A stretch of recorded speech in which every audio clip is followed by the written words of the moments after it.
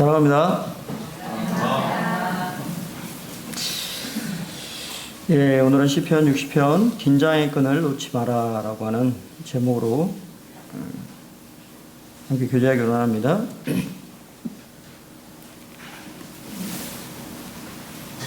예, 말씀은 시편 60편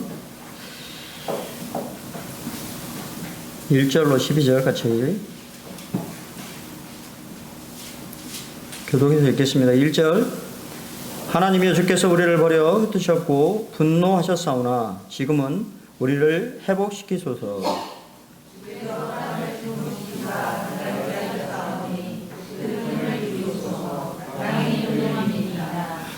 주께서 주의 백성에게 어려움을 보이시고 비틀거리게 하는 포도주를 우리에게 마시게 하셨나이다.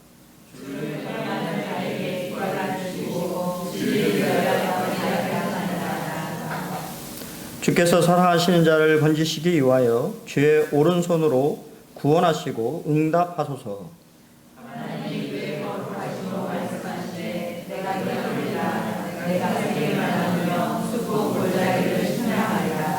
길르앗이 내 것이요 므낫세도 내 것이며 에브라임은 내 머리의 투구요 유다는 나의 규이며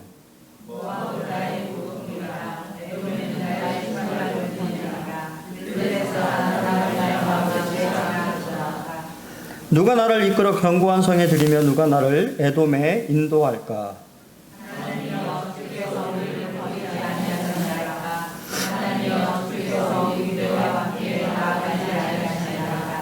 우리를 도와 대적을 치게 하소서. 사람의 구원은 헛됨이니이다.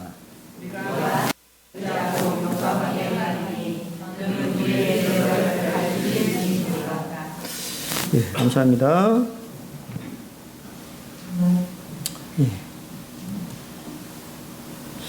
예, 우리가 잘 아는 대로 60편에 표제가 이렇게 붙어 있어요.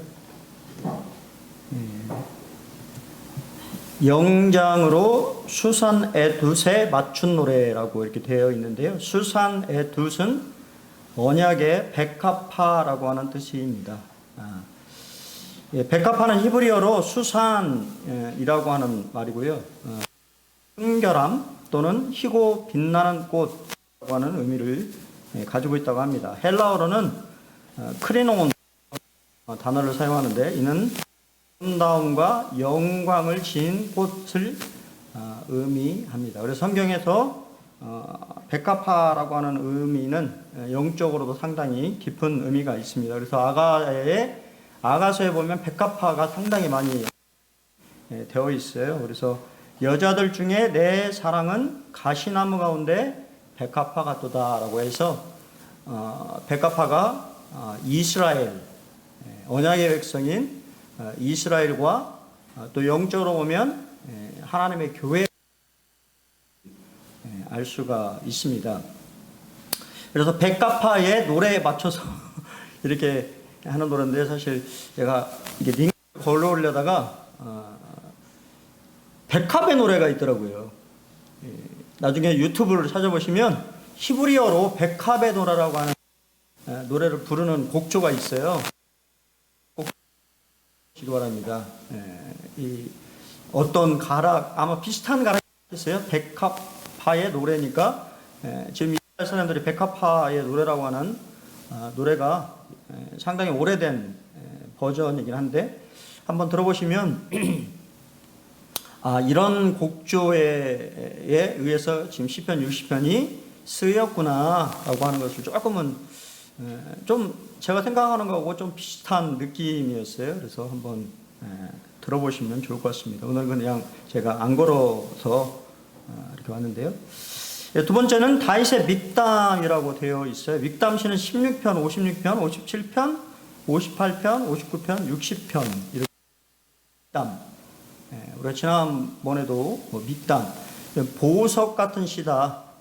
우리가 이제 우리 말에도 뭐 이렇게 어떤 작품들에 대해서 뭐라고 합니까? 우리나라 뭐라고 그러죠? 갑자기 생각이 안 나는데 무슨 뭐라고 하죠? 뭐라고 하지? 보석 같은 노래라고 하네요. 우리나라는 주옥 같은 주옥 같은 노래 뭐 그런 우리 이렇게 쓰는 것처럼 다윗의 여러 시편 중에 믹담이라고 표현되어 있는 것은 다윗의 진수, 다윗이 보석이라고 하는 거고, 그리고 아예 명명이 되어 있어요. 교훈하기 위해서 가르치기 위한 그런 시다라고 하는 것을 알 수가 있습니다. 왜 이렇게 가르쳐야 된다고 얘기를 했을까요? 그것은 바로 60편이 다른 시편과 다른 상황에서 지은 시, 다윗의 시 중 민족적인 애가 슬픔을 표현하는 시가 딱 2편 있는데 그 중에 한 편이 60편입니다. 그것은 다윗의 어떻게 보면 인생에서 자신이 뭔가 이렇게 이제 생각 못했던 그런 상황, 실제 그럼으로 인해서 전쟁에 패하게 됨으로 인해서 민족적으로 상당히 어려움에 처해서 그것을 이렇게 노래하는. 그러니까 우리가 때때로 보면 저도 옛날에 장로 수양에 처음 참여를 해서 지금도 기억하는데 여러분의 간증을 하셨어요? 간증을 하셨는데 제가 제일 기억했던 간증은 사역에 실패한 것에서 우리 젊은 이제 시작하는 그런 일꾼들에게 여러분은 그렇게 살면 안 된다라고 하는 자신의 실패라 이렇게 말씀하셨는데 제 마음이 다가왔고 그분의 말씀은 지금도 제가 기억하고 있고 또 그분이 교훈한 그러한 부분들에 대해서 지금도 이렇게 제 나름대로는 이렇게 노력하고 있는 부분 중에 하나예요. 우리가 때때로 인생에서 자신이 이렇게 뭔가 잘된 것, 또 그런 것들을 얘기하기를 선호하는데 자신의 어떤 실패담, 어떤 실수, 이런 것들은 상당히 또 어떻게 보면 교훈이 되는 것을 보게 돼요. 왜냐하면 그런 것을 통해서 우리가 그러한 실패를 답습하지 않는 그런 용도로 시편 60편은 사용된 것으로 보여집니다. 그래서 우리가 잘 아는 대로 그래서 레위인들이 백성들에게 20편을 가르쳤습니다. 그러므로 우리도 20편을 통해서 자신과 서로를 가르쳐야 한다라고 하는 것을 그러면 도대체 어떤 일이 다윗에게 일어났는지를 좀 생각해 보셔야 되는데요. 우리가 이제 부제에 이렇게 보면 다윗이 아람 나하라임과 아람 소바와 싸우는 중에 요압이 돌아와 에돔을 엽곡은 이제 사해를 말하는 것입니다. 사해에서 쳐서 1만 2천인을 죽인 때 이거 좀 뭔가 또 이것도 좀 이해가 좀 되세요? 이해가 좀 어떻게 되시는지 잘 모르겠는데 그 당시 다윗의 상황을 좀 보시면 사울 왕국은 상당히 조그맣았어요. 그래서 실제 다윗이 왕이 됐을 때도 여전히 북쪽으로는 아람이라고 하는 이 나라가 존재했어요. 아람. 그리고 요단강 동편으로는 모압과 암몬 족속이 여전히 자리를 잡고 있었고 또 서쪽에는 블레셋이 이게 지금 우리가 방금 읽었던 지명들이 나오잖아요. 그래서 이 다윗의 이 서쪽으로는 블레셋이 있었고 남쪽으로는 에돔이 있었습니다. 그러니까 둘러싸여 있는 형국이죠. 이해가 되시죠? 그런 와중에 북쪽에 있었던 아람 왕국의 군대가 쳐들어왔고 그것을 다윗이 맞서 싸우는 그러한 상황이었던 것으로 보여져요. 이해가 되시죠? 여기 설명이 이해되십니까? 그래서 이 아람 나하라임과 아람 소아와 싸우는 이 싸움에 거의 마무리가 되어져 가는 다윗 왕이 거의 이 승기를 잡아서 이제 끝내려고 하는 그러한 상황에 남쪽이 침범했냐면 에돔군이 들어오기 시작을 한 겁니다. 그러므로 여기는 지금 이 결론만 얘기한 거예요. 그러니까 나중에 결국은 승리를 했는데 승리를 하기 전에 상당히 패배를 많이 했다라고 하는 것을 알 수가 있는 것입니다. 거기에 의미가 있는 거예요. 왜 하나님은 싸우고 있는, 그렇죠? 지금 아람이 공격해서 지금 거기서 싸우고 있는데 왜 에돔군이 남쪽에서 들어오는 것을 허락하셨을까요? 여기에 이제 이 배경이 되는 것입니다. 좀 이해가 되시나요? 예, 다윗은 거의 승기를 잡았을 때 이 시편을 지었다라고. 그것은 우리에게 무엇을 말해주고 있습니까? 우리는 승리 후에 조심해야 하는 것을 말해주고 있습니다. 제가 보험 집회 끝나고 주일날 다 마쳤구나. 이게 좀 뭔가 우리 성도님들 어떤지 모르시겠지만 뭔가 좀 힘들다라는 그런 느낌. 그래서 이번에는 좀 쉬어야 되겠다.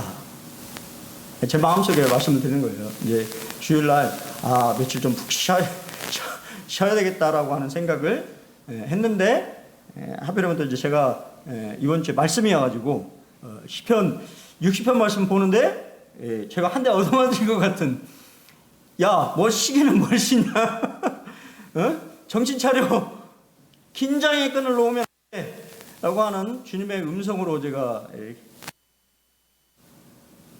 다윗은 군을 거의 몰아내는 성공했는데 그 후에 하나님은 에돔군이 이스라엘을 남쪽을 침범하도록 허락하셨고 거기에는 이유가 있다고 하는 것입니다. 분명한 이유가 여기 언급되어 있지는 않아요. 우리가 지금 읽는 이 시편에 왜 하나님 그렇게 하셨는지는 모르겠으나 하나님이 이스라엘 백성을 버리셨고 분노하셨다고 언급을 하고 있습니다. 그림 언어로 보면 이게 지금 다 그림 언어거든요. 찾아보면 좀 이렇게 했는데, 갑작스러운 홍수가 요새 우리나라 산불도 그럽니다만 지금 뭐가 이슈인지 아세요? 우리 병원 형제 아십니까? 예, 미얀마 지진입니다. 미얀마 지진. 그래서 오늘 탑뉴스는 이 쌍둥이 빌딩에 들으셨어요? 의지의 한국인 스윗 남편이 한국 사람이었다고 하는. 모르세요? 쌍둥이 빌딩에서 한쪽 50 몇 층인가요? 50 몇 층에서 이 헬스장에서 운동을 하던 그 남편이 반대편 빌딩에 이 아내와 아이가 있다고 하는 것을 깨닫고 이 쌍둥이 빌딩 지나가는 통로가 있잖아요. 유리 이런 식으로 거기가 무너지는데 그것을 점프를 해가지고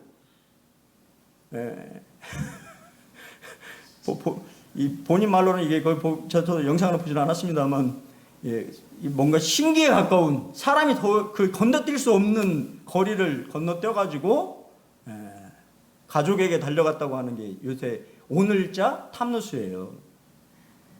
모르셨어요?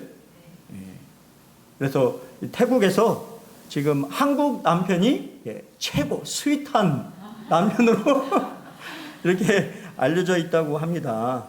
그런 것처럼 갑작스러운 홍수, 그 다음에 두려운 지진, 어떤 게 연상이 되세요?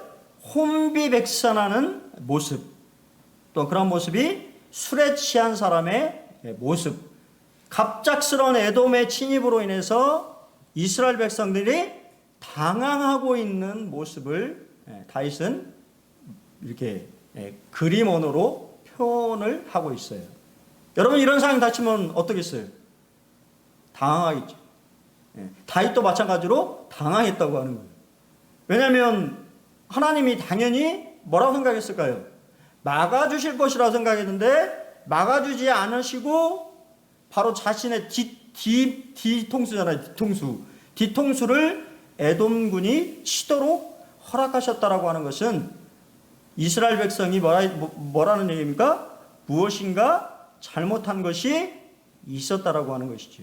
왜냐하면 그들과 함께하지 않으셨다라고 하는 것입니다. 하나님의 이해한 사람들은요, 말하기를 가장 큰 패배를 경험하는 때는 영적으로 큰 승리를 거둔 후였다라고 우리에게 경고해 줍니다. 마찬가지죠. 우리가 보험 집회를 이제 마쳤어요. 이럴 때 우리는 더 영적으로 조심해야 된다고 하는 거예요. 왜냐하면 안일해지거나 이제 뭔가 끝났다라고 하는 그런 마음이 들 때 누가 틈을 탑니까? 사탄이 여러분들을 넘어지도록 공격하기 시작한다라고 하는 거예요. 우리가 잘 아는 대로 850대 1의 싸움이 있었다고 하는 것을 아시죠? 갈멜산. 저도 갈멜산을 가봤는데요.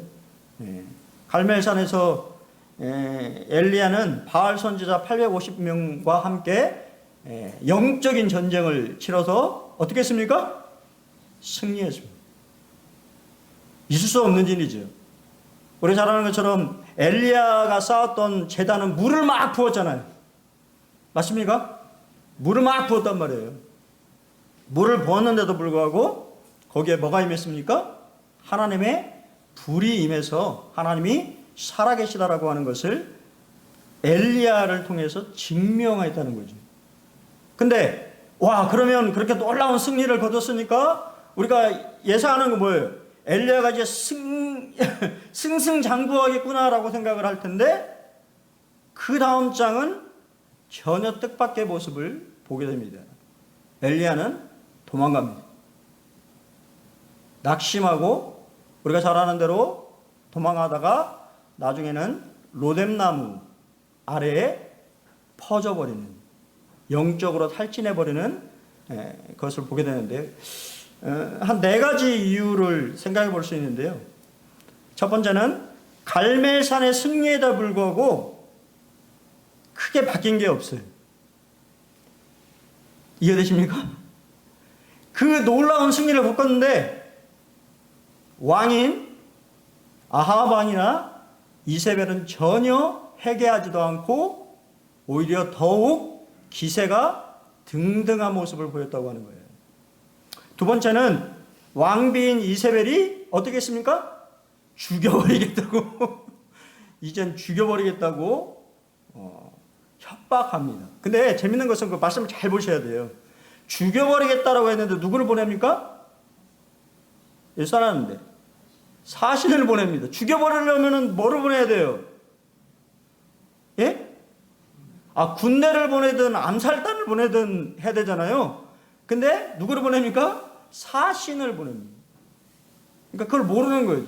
엘리야가 영적인 눈을 영적으로 이 건강한 상태였다고 하면 분명히 그걸 알아챌 수 있는 통찰력 가졌을 텐데 무슨 말이냐면 그렇게 말했지만 아합 왕과 이세벨도 두려워하고 있었다고 하는 거예요. 엘리야에 대해서.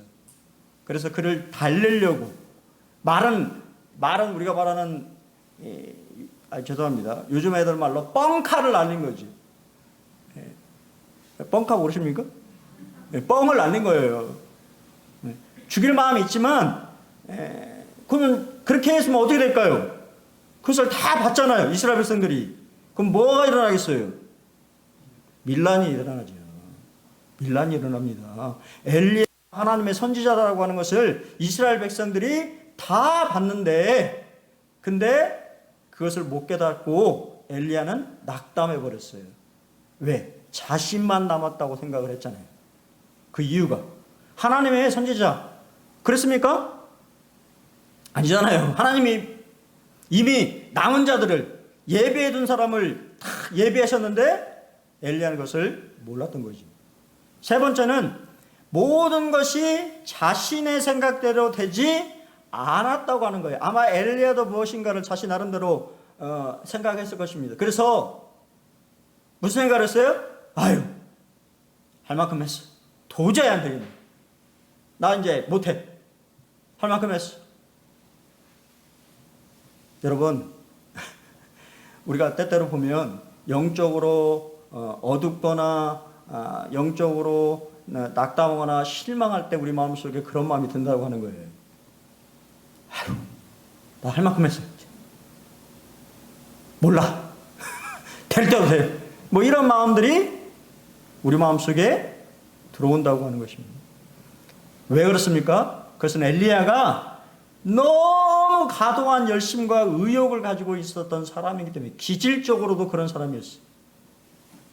그래서 결국에는 뭐가 났습니까? 영적 탈진이 일어났다고 하는 것입니다.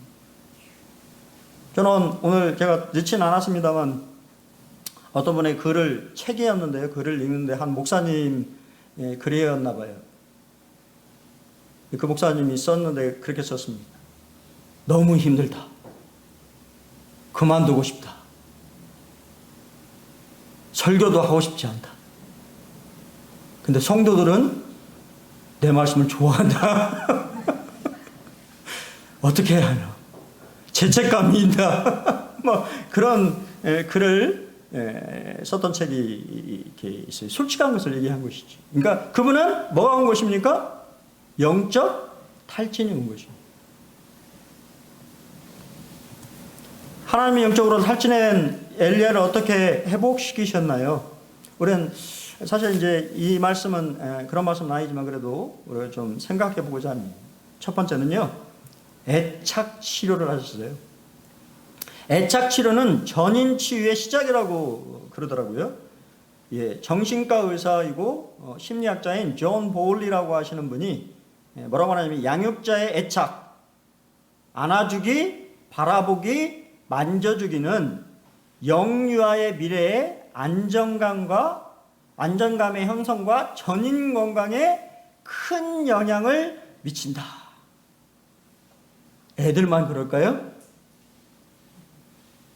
애들만 그런가요? 아니잖아요. 다 마찬가지. 다. 주님 어떻게 하셨어요? 천사를 보내서 하신 일이 뭐냐면 어루만져줍니다. 어루만져. 때때로 많은 말보다 그냥 그 사람의 마음을 어루만져주는, 공감해주는 그러한 손길이 그 사람을 치유한다고 하는 것입니다. 옛날에 여기 있을 때 한 자매님의 제가 이제 많이 의지했던 도움을 많이 줬던 그런 자매님인데 아버지가 일찍 돌아가셨어요. 장례식에 이렇게 교회에서 우리 모임 장례식 교회에서 이렇게 진짜 간이 있더라고요. 성도들이 이 간 앞에서 이 마지막 인사를 하고 이제 묻는 데까지 이렇게 제가 같이 동행을 했는데, 위로의 말이 떠오르지 않더라고요. 무슨 말을 위로하겠습니까? 사랑하는 가족을 잃은 사람에게 어떤 말을 해줄 수 있을까? 다른 말이 필요 없는 것이지. 그냥 손을 잡고 같이 울어주는, 그거로 그냥 족하더라고요. 다른 말이 필요 없이. 하나님이 하신 것은 그런 것이지. 여러분, 우리 아이들뿐만 아니라 우리 성도들도 마찬가지예요. 안아주고 바라봐주고 만져주는 이러한 것이 치유의 시작이라고 하는 거죠. 이거 아시죠? 엄마 손은 약손. 배 아픈 아이에게 정말 엄마 손은 약손일까? 미신이라고 생각하십니까? 여기 세브란스 어린이병원에서 지은 책에 의하면 전문가들은 따뜻한 손으로 배를 자극하는 것이 실제로 복통 완화에 도움이 된다고 말한다.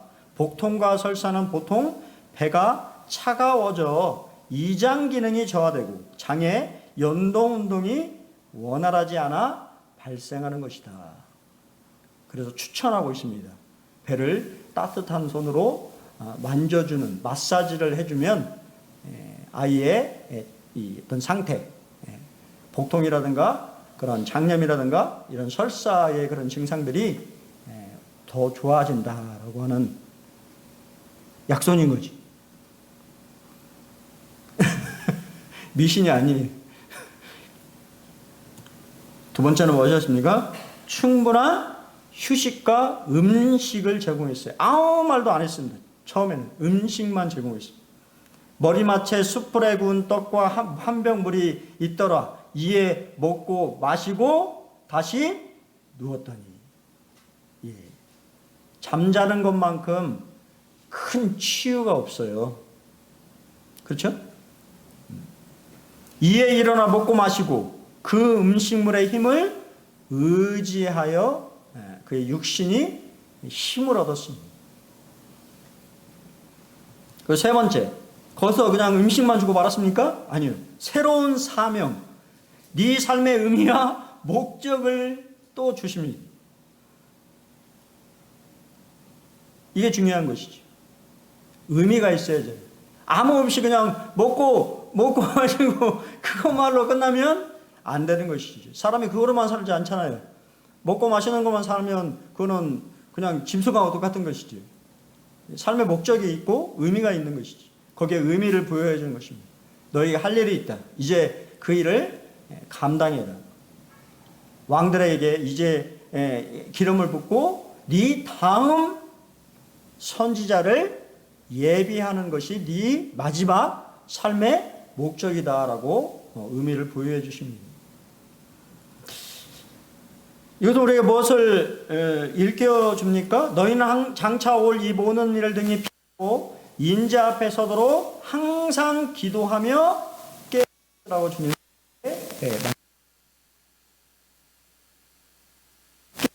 있어야 된다고 하는 거예요. 긴장의 끈을 놓으면 안 된다고 하는 것이죠. 두 번째는 우리는 항상 진리의 깃발을 높이 들어야 합니다. 전쟁이 끝났다고 깃발을 내리면 안 된다고 하는 거예요. 깃발, 주를 경외하는 자에게 깃발을 주시고 진리를 위하여 달게 하셨나이다. 여러분 잘 생각해 보십시오. 깃발이 중요해요. 그래서 보병이 중요합니다. 현대전에도 우리가 현대전의 무기를 상당히 중요시 여기지만 이 전쟁에서 깃발을 꽂아야 이기는 거예요. 아십니까? 그렇죠? 깃발을 꽂아야 영토인 것을 지배력이 거죠. 깃발이라고 하는 것은 결국 지휘권을 의미하는 것이고, 잘 생각해 보면 그 깃발 아래 누가 모입니까? 주님의 깃발 아래 누가 모이겠어요? 천군 천사가 모이는 것이죠. 주님의 깃발. 그렇지 않나요? 높이 쳐들어야 된다고 하는 거예요. 얘기합니다. 여기서는 우리 군산 보리넉교회는 진리의 깃발을 높이 들고 있는지 참 모르겠습니다. 좀 주일날 우리 양희전님하고 잠깐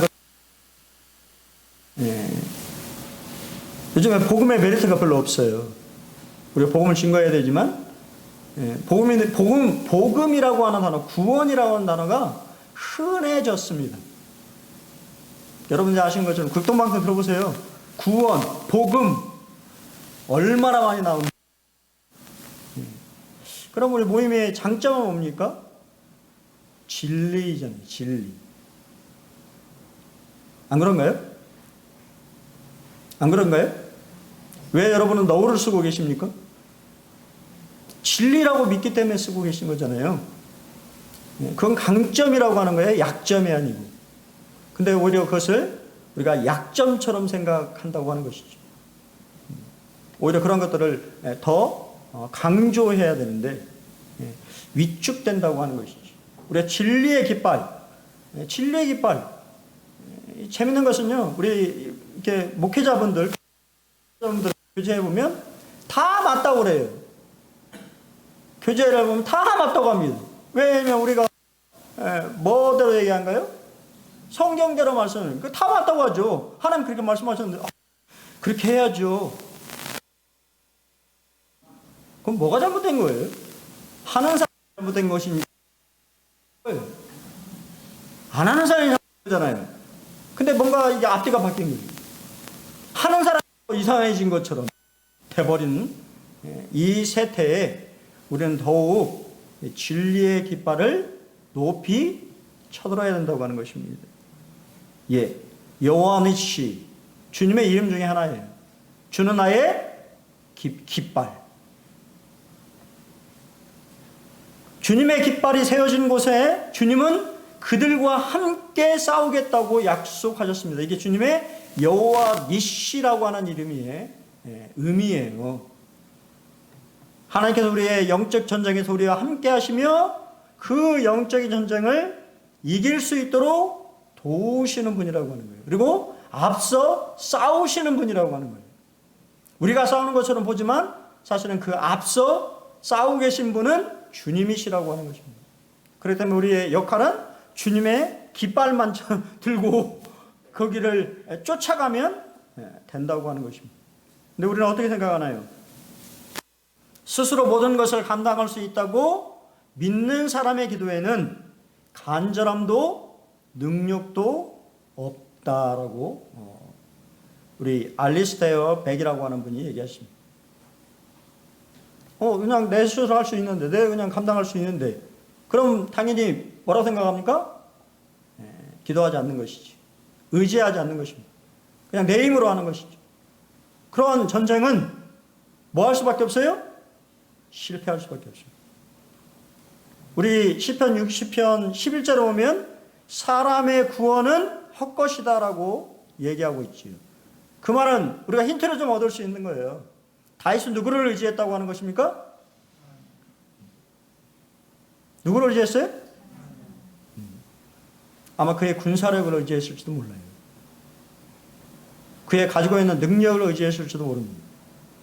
사람을 의지하는 것은 아무것도 아닌 거죠. 일시적으로 도움을 줄 수 있을지 모르지만 그러한 도움은 헛것이라고 하는 거예요. 결국은 하나님이 그들과 함께하지 않았기 때문에 에돔군의 침략에 속수무책처럼 당하게 되는 그러한 모습을 보였다고 하는 것입니다. 팀 켈러의 시편 묵상에 보면 그는 이렇게 우리에게 얘기해 줍니다. 그러므로 방어벽에 내걸 깃발은 오직 기도뿐입니다. 기도는 영원한 왕의 깃발을 펼쳐 보이는 행위입니다. 다윗은 기도하면서 자신과 백성들은 쓰는 자라고 고백합니다. 이게 참 중요한 거예요. 영원히 버릇이나요? 영원히 버릇이나요? 아니요. 신약에서 우리의 약속은요, 우리 구약은 좀 달라요. 구약은 일시적으로 머무셨다가 떠나셨습니다. 하나님이. 하지만 신약 시대의 우리 그리스도인들에게는 뭐라고 말씀하시죠? 영원히 함께 하신다고 약속하셨어요. 영원히. 여러분이 어떠한 상황이든 상관없이 주님은 여러분은 절대 떠나지 않고 버리지 않으시는 분입니다. 왜냐하면 여러분을 사랑하시는 분이기 때문에. 이게 중요한 거예요. 여러분이 어떠한 상황에 어떠한 처지에 있든지 간에 이 단어를 기억하십시오. 주께서 사랑하시는 자라고 하는 거예요. 여러분들이. 그렇기 때문에 여러분들을 버리거나 떠나지 않으시는 분입니다. 그러므로 우리는 담대히, 사실 이게 아마 결론일까? 이게 좀 말씀이 다르네요. 같은 말씀인가요? 예. 단어가 똑같은데 조금 다르네요. 예. 우리가 이 12절에 나와 있는 것처럼 우리가 하나님을 의지하고 용감히 행하리니. 예, 우리가 용감히 행할 수 있습니까? 누가 함께 하시기 때문에? 예, 하나님이 함께 하시기 때문에. 주님이 함께 하시는. 그러니까 결국은 승리의 비결은 주님이 함께 하시냐 안 하시냐에 달려있는 것입니다. 우리의 힘으로 우리 자신의 능력으로 이렇게 하게 될 때 주님은 그곳에 함께 하실 수가 없는 것이지요. 하지만 우리가 주님을 의지하고 담대히 나아가게 될 때 우리는 우리들의 대적들을 밟으실 주님을 발견하게 될 것이라고 하는 거예요. 세 번째는 우리는 모든 영광을 누구에게 돌려야 됩니까? 하나님께 돌려야 합니다.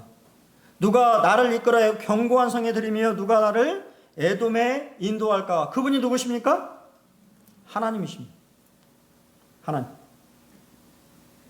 근데 우리는 어떤 유혹을 받죠? 우리는 자신의 공으로 돌리고자 하는 유혹에 쉽게 넘어가 버리는 거예요. 아, 내가 이번에는 내가 뭔가 좀 했지? 여러분, 그런 생각이 드십니까? 그런 생각이 드시면 안 되는 거예요. 주님이 하신 것이지. 주님이 영광을 받으셔야 돼요. 때때로 보면 우리가 주님 대신에 우리가 영광을 취하려고 하는 유혹을 받는다고 하는 거예요. 그래서 그러한 이야기들을 아무렇지도 않게 이야기할 때가 있다고 하는 것입니다. 우리는 기억해야죠. 같이 한번 여기서 잠언서 16장 18절 같이 읽겠습니다. 시작. 교만은 패망의 선봉이요 거만한 마음은 넘어짐의 앞잡이니라. 이건 진리입니다. 이스라엘 백성들이 패한 것은 에돔군의 침략을 받고 노략을 당하고 그러한 수치를 당한 것은 이스라엘 백성들이 교만해서 그렇습니다. 그들의 마음이 거만한 높아져 있는 마음들을 가지고 있기 때문에 하나님은 그들과 함께하지 않으시고 그들이 패하도록 이렇게 이끄셨던 것을 보게 됩니다. 여러분, 우리는 여전히 무슨 중이죠? 전쟁 중입니다. 영적인 전쟁 중이에요. 여전히 낙심과 회의를 느낄 때가 있고, 내가 왜 주님을 왜 섬겼지? 수많은 사람들이 그렇게 떠나가지 않습니까? 주님을? 그렇지 않나요? 고난과 유혹을 받을 때도 있고 주체할 수 없는 감정과 자만심이 우리 마음속에 일기도 하고 죄의식과 수치심이 일어나기도 하고 때때로는 외로움을 느끼기도 합니다. 우리 병원이 이제 외로움을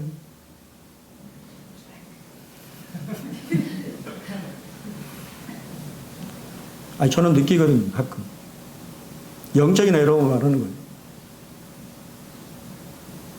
그건 있는 거예요. 그런 공격을 받습니다. 나 혼자인 것 같은 외로움, 어느 누구도 나를 알아주지 않는 것 같은 마음. 단골 화살이에요. 불화살입니다. 우리의 마음을 공격하는 외로움이라고 해요. 나 혼자 있는 것 같아요. 그런 마음이 들 때 세상 사람들은 뭐를 선택합니까? 자살을 선택합니다. 박해와 핍박. 여전히 그렇지 않습니까? 그리스도인을 살아가는데 여전히 박해와 핍박이 있습니다. 그릇된 교리. 얼마나 수많은 그릇된 교리가 판을 칩니까? 그렇지 않나요? 영적인 메마름, 갈증을 느끼시나요? 어두움. 여전히 사탄은 우리에게 불화살을 당기고 있습니다. 마음 전쟁. 찰스 누구죠? 찰스 스탠리 목사님의 책에 마음 전쟁이라고 하는 책이 있는데요. 영적인 전쟁을 마음 전쟁이라고 표현하고 있어요. 현대를 살아가고 있는 우리는 마음 전쟁 중이다라고 그 목사님 얘기했습니다. 그러기 위해서는 우리가 뭐를 입어야 되죠?